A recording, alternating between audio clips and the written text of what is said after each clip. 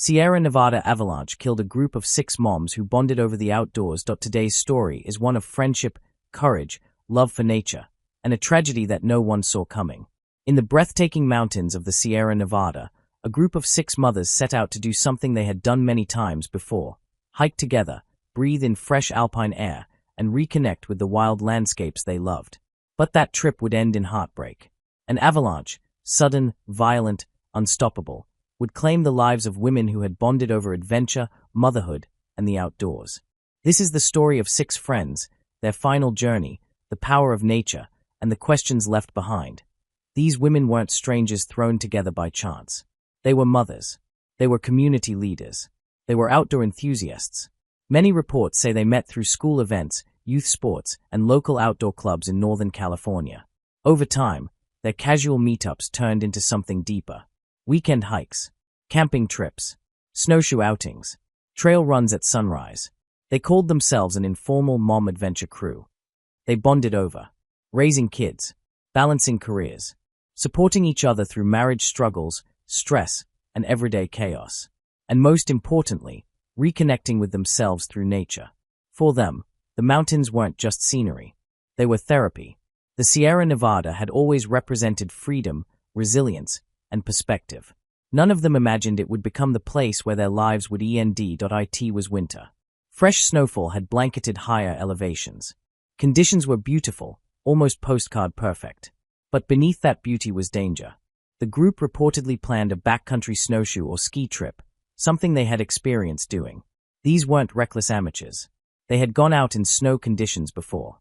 However, avalanche season in the Sierra Nevada can be unpredictable. Snowpack layers, wind loading, temperature fluctuations, hidden weak points.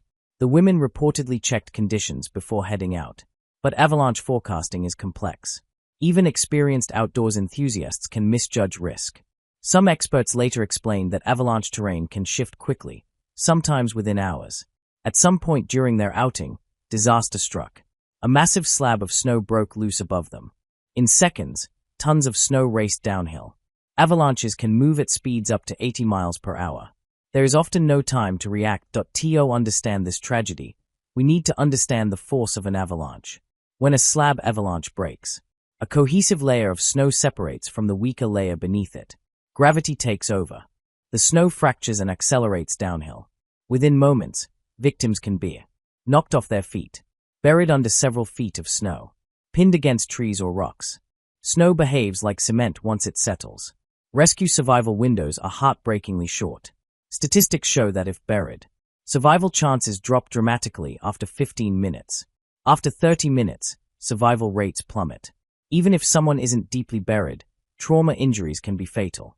In this case, reports indicate the avalanche was powerful and sudden. Search and rescue teams were dispatched quickly. But the mountain had already made its decision. When the women didn't return home on time, alarms were raised.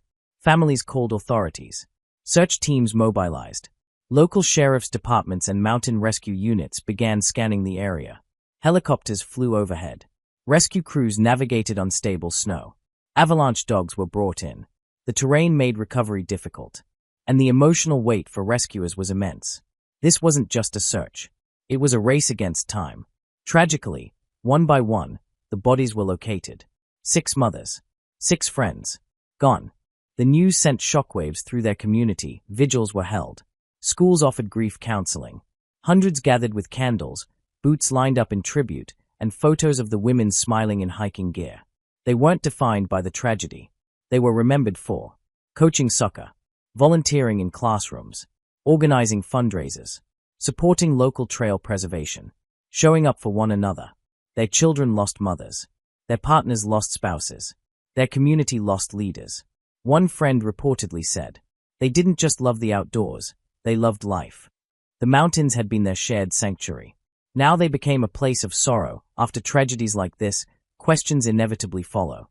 Could it have been prevented? Were warnings ignored? Was the risk underestimated? Avalanche experts often stress. Even experienced hikers can misjudge terrain. Even good forecasts can't eliminate all risk. Backcountry travel always carries danger.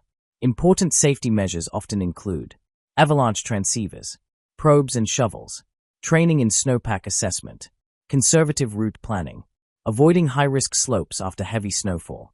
But nature is never fully predictable. And sometimes, despite preparation, conditions align in the worst possible way. This tragedy serves as a reminder. Mountains are beautiful. Mountains are powerful.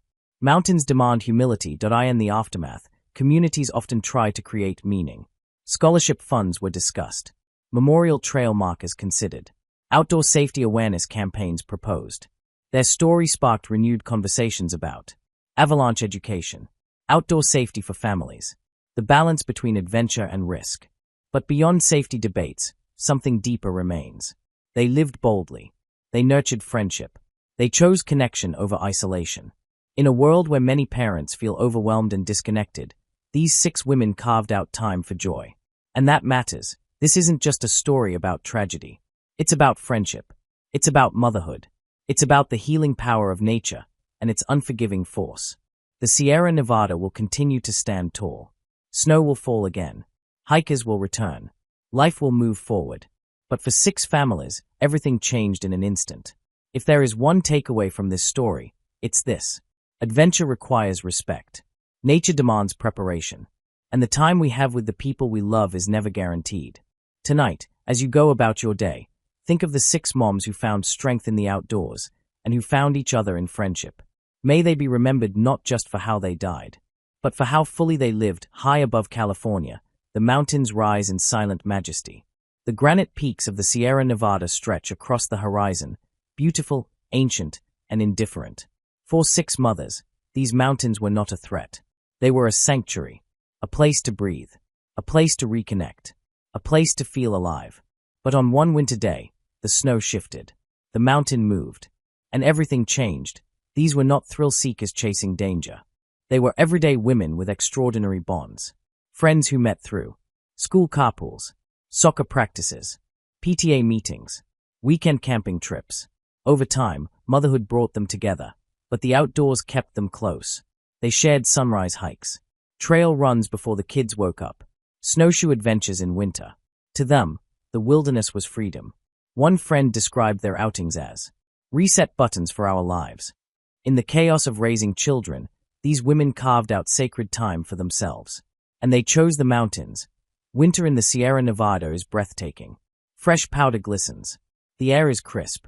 The silence feels pure. But beneath the surface, snow layers form invisible fault lines.